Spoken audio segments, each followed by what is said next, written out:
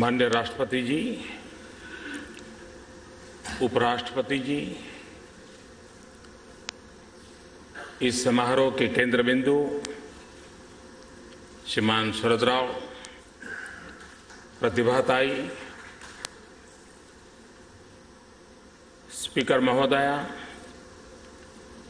Doctor Manmohan Singh ji, Sonia जी, उपस्थित सभी मंचस्थ विराजमान वरिष्ठ महानुभाव, सभागृह में उपस्थित सभी वरिष्ठ महानुभाव, इस अमृत महोत्सव पर्व पर श्रीमान शरद राव को हृदयपूर्वक अभिनंदन करता हूं, उनको बहुत बहुत बधाई देता हूं।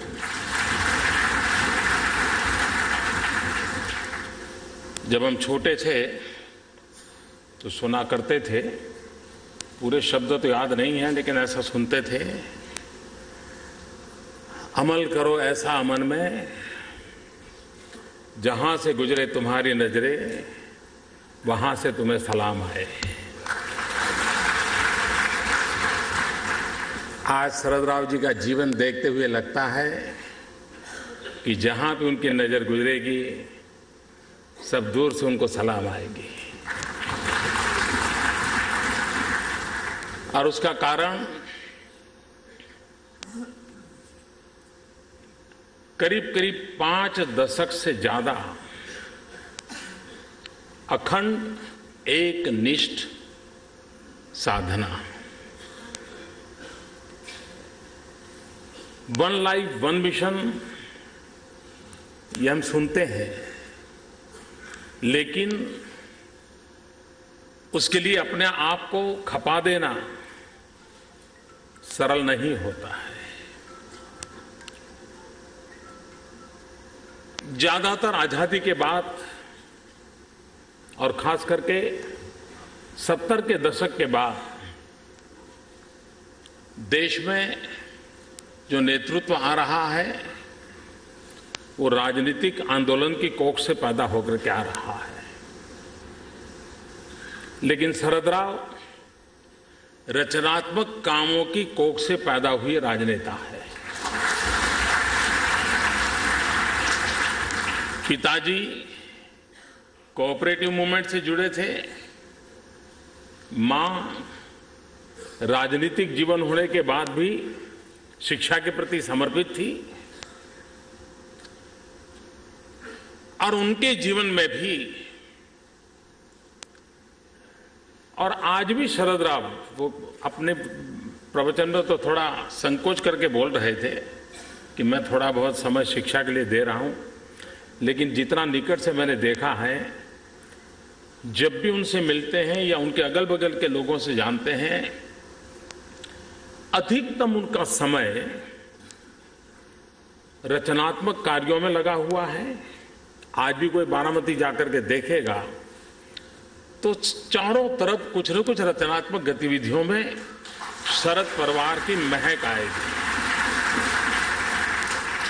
और इसलिए राजनीतिक जीवन होने के बाद भी उनका जो मूल पिंड रहा है वो रचनात्मक गतिविधि का रहा है।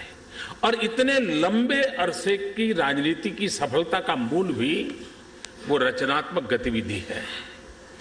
आज के राजनीतिक जीवन में जीने वाले लोगों को शायद इसका मूल्य बहुत कम समझ में आता है, लेकिन शरद राव एक अपने आप में उदाहरण है कि उस रचनात्मक कामों के अधिष्ठान ने ही उनके राजनीतिक जीवन को एक नई हमेशा ताकत दी है। और उनको नित्य नूतन सोचना, नया करना, नया सीखने का जो स्वभाव बना, वो भी इन रचनात्मक प्रवृत्तियों के कारण बना है, और उसके लिए वो समर्पित रहे हैं। कोऑपरेटिव जीवन को भी उन्होंने समर्पित भाव से जिया है, वरना कभी कभी राजनीतिक जीवन और कोऑपरेटिव जीवन के बीच में बहुत बड़ा क्लैश आता है। कोऑपरेटिव क्षेत्र में काम करने वाले लोग भी हमेशा सोचते हैं कि भाई अब तुम राजनीति में चले गए, तुम वहां चलो, हमको हमारे पर छोड़ दो। ये स्थिति रहती है, क्योंकि मैं कोऑपरेटिव जीवन को निकट से जानता हूं। शरद राव ने दोनों के बीच में बहुत ही संतुलन रखा। ये बहुत कठिन काम है, और बहुत ही संतुलन रख के कोऑपरेटिव मूवमेंट को भी बल दिया और अपने राजनीतिक जीवन को भी चलाते रहे। शरद राव जी को जब ऊंचाइयों पर थे, हम तो किसी गली मोहल्ले में गुजारा करते थे, तब हम उनके विषय में जो सुनते थे, क्योंकि गुजरात और महाराष्ट्र का निकट संबंध होने के कारण महाराष्ट्र में और खास करके मुंबई की गतिविधि कुछ भी होती है तो बारिश भी वहां हो जाए तो ठंड यहां आना शुरू हो जाती है, इतना निकटता है।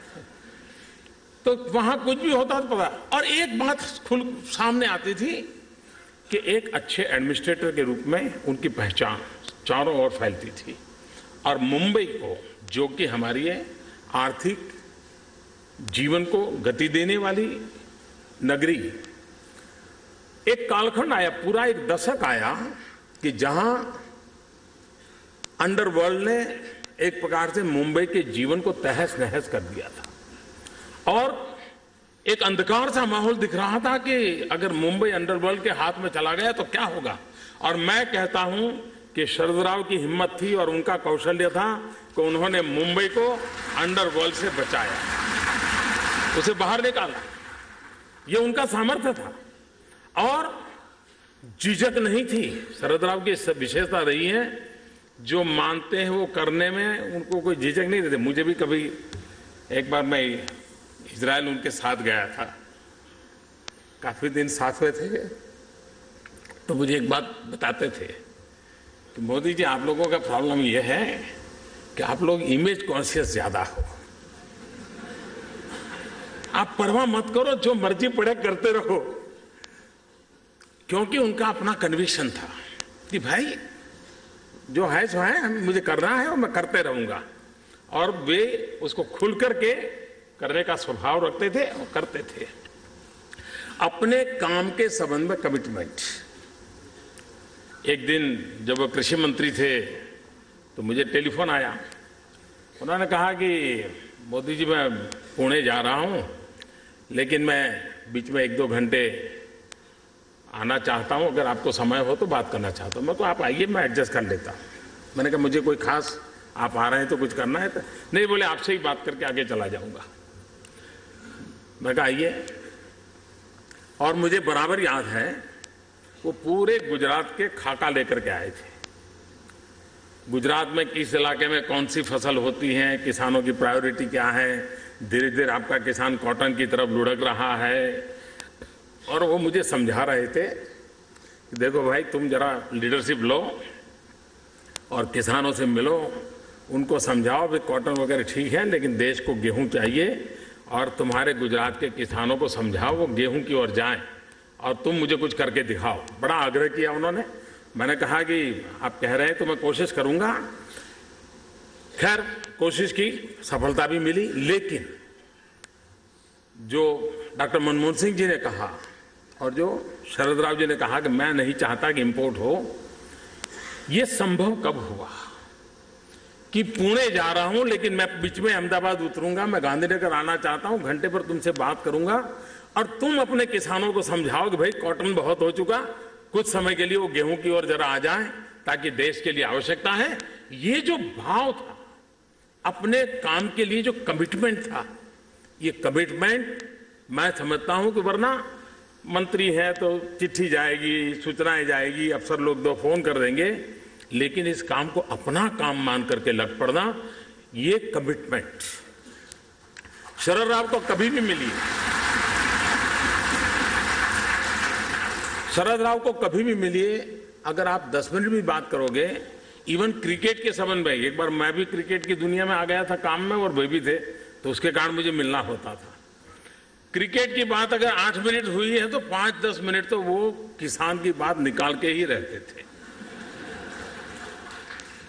विषय क्रिकेट का हो, चर्चा क्रिकेट की करनी हो, लेकिन वो बात तुरंत किसान पर आ जाते थे। उनके मन मस्तिष्क में गांव, किसान और कृषि में भी आधुनिकता, इनोवेशंस, टेक्नोलॉजी को कैसे लाना और पोस्ट हार्वेस्टिंग एक्टिविटी, इन चीजों पर वो ज्यादा बल देते थे। यानी परंपरागत रूप से हम कृषि को जिस रूप से देखा है, शरद राव को कृषि को अलग रूप से देखने का उनका स्वभाव था, उनका तौर तरीका था। और मुझे लगता है कि उनका इन सारे अभी भी आप कभी भी मिलिए और गन्ना से ऐसे गन्ना शब्द बोल दीजिए, आपको घंटे भर समझा देंगे गन्ना। सारे लेटेस्ट फिगर उनके पास रहते हैं। चीनी का क्या करना, एक्सपोर्ट कितना करना, क्या करना, सारी चीजें उसी में लगे रहते हैं। ये इन चीजों को दर्शाता है कि सार्वजनिक जीवन उनके लिए पद और प्रतिष्ठा से ही सिर्फ जुड़ा था ऐसा नहीं है, लेकिन सार्वजनिक जीवन के माध्यम से उनका जो टारगेट ग्रुप है उनके कल्याण के लिए, उनकी भलाई के लिए कुछ न कुछ नया करते रहना, ये अविरत प्रयास रहता था। शरद राव में किसान वाली क्वालिटी भी है। किसान को मौसम का अंदाज जल्दी आ जाता है।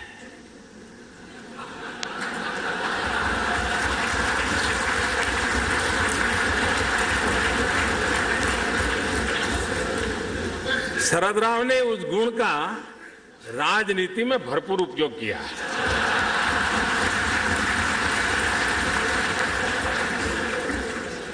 राजनीति की हवा किस ओर चलेगी आपको जानना है तो शरद राव के साथ बैठिए।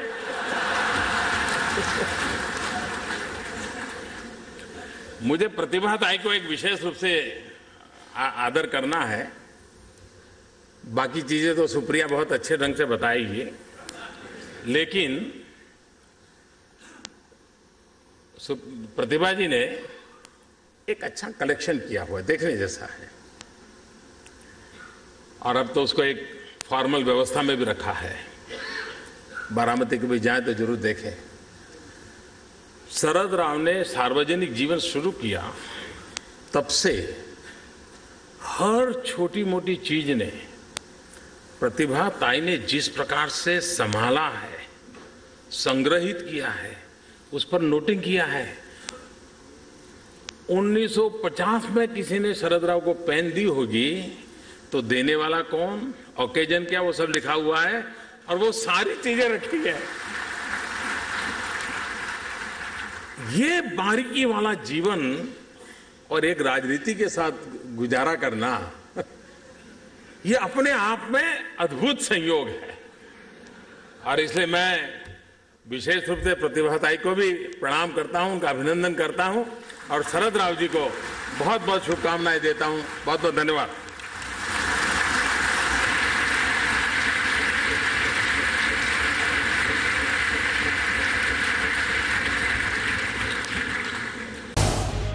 झी 24 तास रहा एक पाऊल पुढे।